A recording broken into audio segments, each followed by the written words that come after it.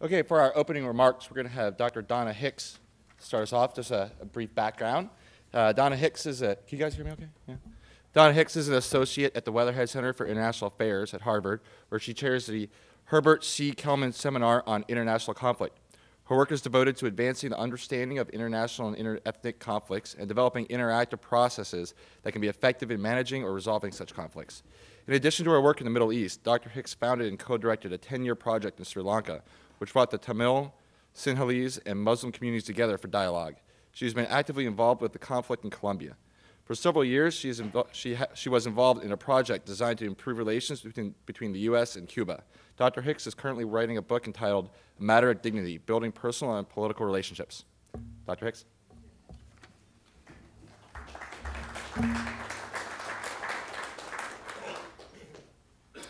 Well, good morning, everyone.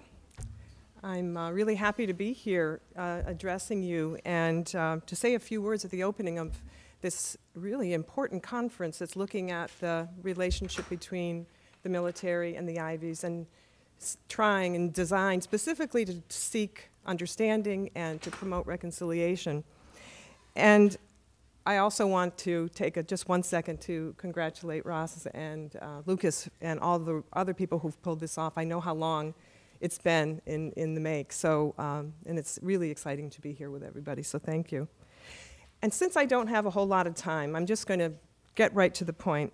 I want to share with you some unexpected insights that came out of my nearly 20 years of working in the international conflict resolution world.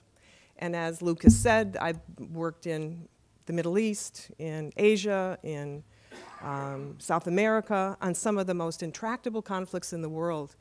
And at the end, maybe at around year 10 of working with these parties in conflict, no matter where I was, my role was as a third-party facilitator of discussions designed to try to promote understanding and to reach some kind of an agreement about the issues that divided these parties. And I would be sitting at the table, didn't matter whether it was Israel, Palestine, or in Sri Lanka, or in Cuba. I'd be sitting at the table with some of the most politically influential people in these communities in conflict. And let me tell you, there was never an absence of good ideas designed to, reach agreements between these two parties. They were the best and the brightest, and yet, while they were talking about these political issues that divided them, very real objective political issues like power sharing, how to divide the land, what to do with refugees, all of these really critical objective issues, I realized that, that they actually had ideas that would satisfy the needs of both communities, that they created ideas that could actually serve both of their interests, but yet, not surprising to anyone here, they weren't able to sign on to the agreement. And I saw this everywhere. And how could it be that these really bright people could come up with ideas that would resolve their conflict but not be able to sign on to them? What was happening here? So because I'm a psychologist and trained to tune into another kind of a conversation, after, as I said, about year 10, I realized there was another conversation that was taking place, but this one was like an undercurrent that ran beneath the table. It wasn't on top, it wasn't discussable issues. These were deep emotional issues that were preventing the parties from signing on to these agreements. And I thought, oh my gosh, emotional issues, right. We're almost going to get these politically influential individuals sitting here to talk about times when they felt they've been wounded emotionally. I said, it's never going to happen. So I started thinking, all right, what is this about? How can I name this problem in a way that people will find it easy to talk about? So then one day, I think it was in Colombia, one day I realized while I'm sitting at the table, this is an issue of dignity.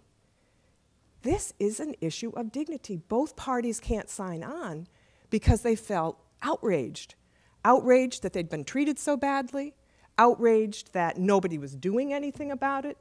Yes, the political issues were being discussed, but was anybody saying how painful it was to have your identity dishonored? Was anybody talking about what it felt like to be excluded from a decision-making process that affected a whole group of people's lives? Nobody was talking about this. So you can imagine, I remember sitting there thinking, I've struck gold.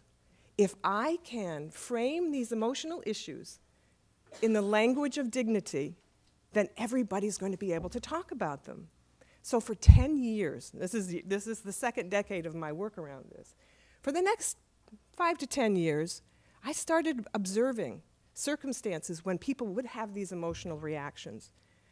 And I collected these data, and I came up with something that I call the 10 essential elements of dignity. And basically what they are ways in which we feel, actually it can go both ways, ways in which we feel that our dignity is honored, or ways in which our dignity is violated. So after I came up with this, I thought, okay, I think I'm ready. I think I'm ready to present this language of dignity to people. Because I know if I say to them, tell me a time when you've been emotionally wounded, nobody would say anything. But if I said, tell me a story, tell me a time when you felt your dignity was violated. And I can tell you, no matter where I was, whom I was working with, every human being at that table had a story. Man, woman, child. Everybody wanted to talk about times when their dignity was violated. So bingo, all right? So I thought, all right, now how am I going to actually integrate this into my work? What am I going to do? Well, one day I get a phone call from the Minister of Defense from a Latin American country saying, Donna, this person was a fellow up here at the Weatherhead Center. We have a year-long fellowship where people, many often from the military, come and just spend a sabbatical. This person was a fellow one year, and she said to me, Donna, we're having a terrible conflict between the military and the Department of Defense. It is getting ugly. It's in the media. Everybody's talking about it, and the president is fearful that the security of the country is being compromised by this conflict. And she said, could you possibly come and do a communication skills workshop for us? And I said, communication skills? I don't think so. But I said, yes, okay, let me think about it. And she said, come down next week, this is an urgent matter. So for the next week, I'm thinking, I don't want to do communication skills workshop because I don't think it's going to touch this issue. And so I said, okay, girl, it's time to put your money where your mouth is and develop a process that you can take these two groups through for 2 days and work on this deeper issue of dignity. All right. I get on the plane armed with my communication skills materials, and I'm thinking I still hadn't come up with a process. And I thought, all right, a fallback, I still do the traditional communications workshops. Somewhere over Panama, 35,000 feet, I get it. I knew exactly how I was going to address this group. I knew exactly what I would put them through for 2 days, and I just, I said, okay. So meanwhile, I had a partner who was going to be joining me in this country, who was a Latin American rock star because he was an ambassador. I don't know if you remember the incident in Peru where the Japanese embassy was stormed and hostages were taken by I don't know if it was Sendero Luminoso or not, but anyway, my partner, Ambassador Jose Maria Argueta, was the man who negotiated the release of all the hostages. So he was really well known in Latin America. He came, and when I asked him to do this with me, I said, I'm not sure what we're going to do. He said, don't worry about it, we'll figure it out. So the night before, I showed him what I'd done on the airplane. He said, great. Next day, we go into the room where the military is sitting on one side of the table. The civilians from the Ministry of Defense are on the other side of the table. Nobody's looking at one another, cell phones, talking on their cell phones. It was clear that they did not want to be there. The civilians did, but the military was not excited about this.